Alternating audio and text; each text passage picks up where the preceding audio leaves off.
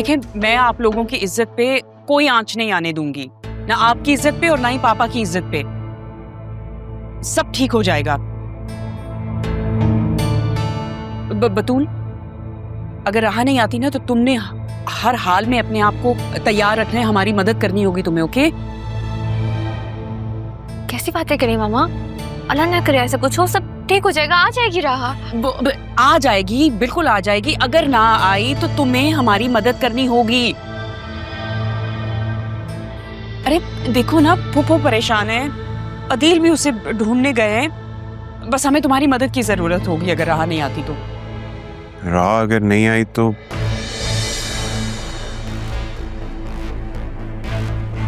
कहाँ गई है वो? पता नहीं, राह निकाह वाले दिन की चली गई है, समझ नहीं आ रही। बस कर दो आसिया, बस कर दो, किसी के साथ नहीं गई है वो। अरे मैं क्या बस कर दूं भाई? अगर राह को शादी नहीं करनी थी ज़रियून से तो फिर इतना तमाशा लगाने की क्या जरूरत थी उसे? जब एक बार राह ने कह दिया था कि उससे शादी करनी है तो फिर ये सब क्या तमाशा है? राह ने तो पापा की ख्वाहिश के आगे आंखें बंद करके अपना सर झुका दिया था। ऐसी कोई बात नहीं है। अच्छा, कोई बात नहीं है ऐसी? बस कर दो, उसने सबको साफ साफ बताया था।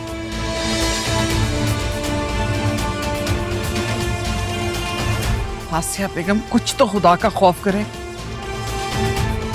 और जल्दी किस बात की है? आ जाएगी राह, थोड़ा तो इंतजार कर लें। हाँ भाई, तुम तो यही कहोगी। बुलाओ ना अपने बेटे को, करो अरमान को फोन और उससे पूछो राह कहाँ है। क्यों? मैं क्यों अरमान को बुलाऊं और उसे क्यों इन्वॉल्व कर रही हैं? मैं उसे इन्वॉल्व कर नहीं रही हूँ, वो इन्वॉल्व है ऑलरेडी।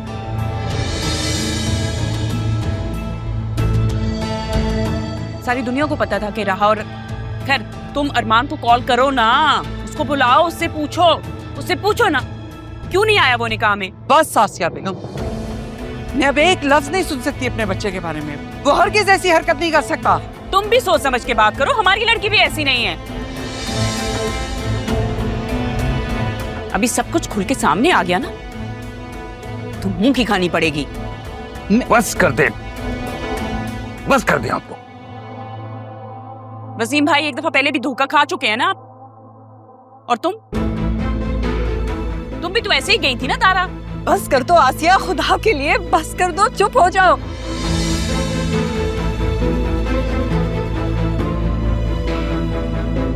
कुछ लिहाज कर लें आसिया बेगम, क्या ये वक्त इन बातों का है? मुझे तो डर है माँ की कहानी कहीं बेटी ना दोहरा दे। और मुझे लगता है कि आपसे खैर की उम्मीद रखना बेवकूफी। पहले तुम और फिर तुम्हारी इस बेटी ने ज़रियून जैसे हीरे लड़के को भी धोखा दे दिया।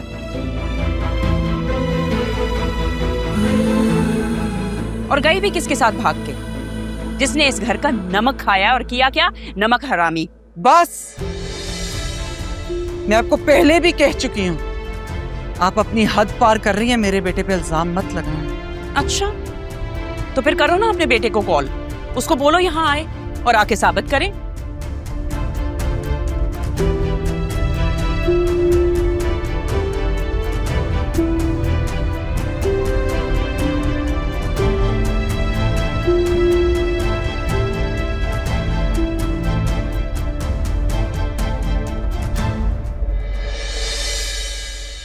क्यों, क्या हुआ? फोन नहीं उठा रहा? डैड, चलें। नहीं ज़रियून, रुक। वसीम, थोड़ी देर और इंतजार कर ले, आ जाएगी वो, वापस आ जाएगी, रुक जाए। आप खुद ही तो लौटा रही खाली हाथ।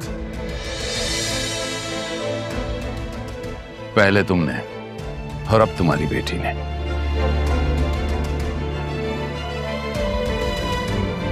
ये सब अच्छा नहीं किया।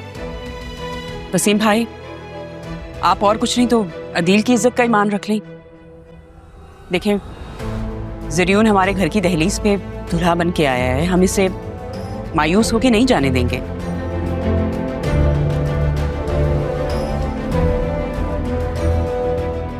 वसीम रुक जाए। जरियून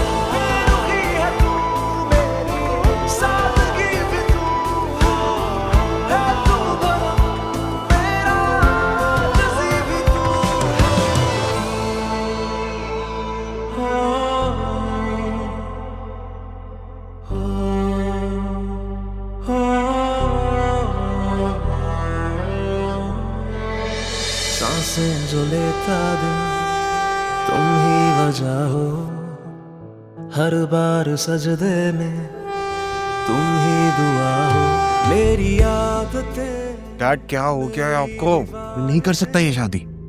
ये शादी तुम वैसे भी राह से नहीं कर रहे हो, बल्कि उस दौलत से कर रहे हो जो तारा की वजह से मुझे ना मिल सकी। अब जज्बात में कोई गलत फैसला ना करना बस। डैड आप प्लीज समझ क्यों नहीं रहे हैं? इस वक्त राह की पोजीशन बहुत वीक है। जो उसने किया आपको लगता है उसके हिस्से में कुछ आएगा? हाँ, मैं इसलिए तो नहीं आया था कि मैं खाली हाथ जाऊं यहाँ से।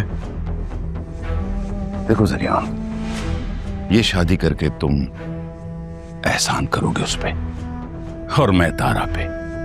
हमारा ये अमल हमेशा के लिए गुलाम बना सकता है हमको हमारा। For God's sake, डैड आपको बात क्यों नहीं समझ में आ रही है? इस वक्त बतूल की पोजीशन बहुत स्ट्रांग है और ये परफेक्ट मौका है हमारे लिए।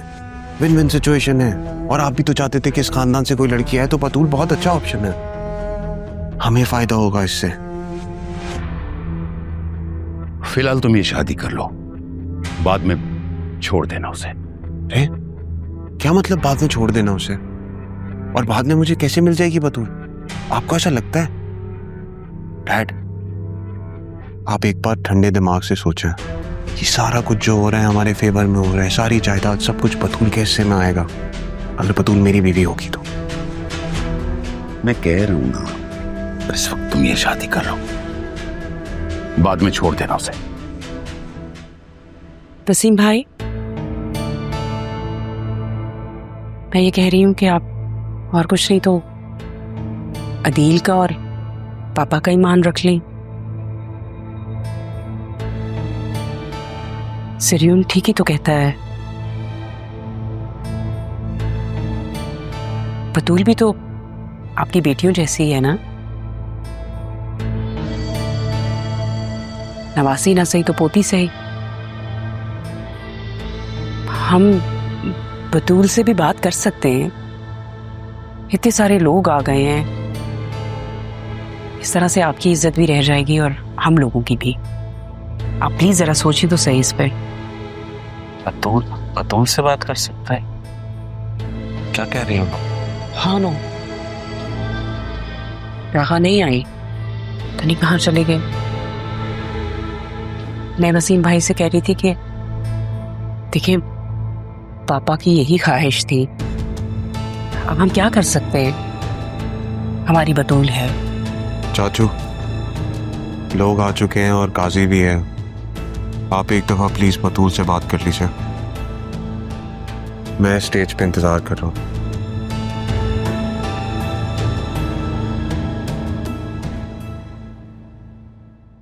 अदील, मैं ये सब कुछ ताया जान की ख्वाहिश के मुताबिक कर रहा हूं। उनकी ख्वाहिश थी कि इस घर की लड़की से जरियून की शादी हो। अब देख लो, मेरे बेटे को भी कोई एतराज नहीं है, मान गया है वो। बस अब तुम इनकार मत करना।